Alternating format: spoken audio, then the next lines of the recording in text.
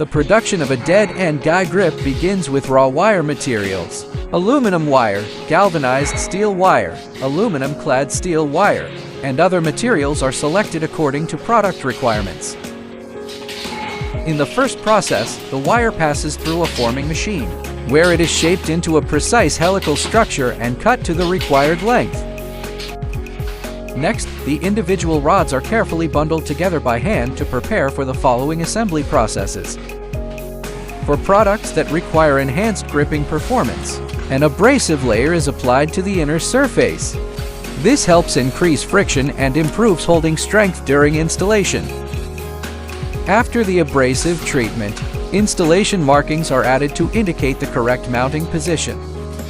The rods are then twisted together to create the required gripping section and ensure proper fit on the cable. The product is further bent and shaped to make field installation easier and more efficient. Finally, each completed dead-end guy grip is inspected, packaged, and prepared for shipment to customers worldwide. The finished dead-end guy grip provides excellent gripping force, withstands high unbalanced loads, and helps prevent cable slippage. From raw material to final packaging, OYI is committed to quality in every step.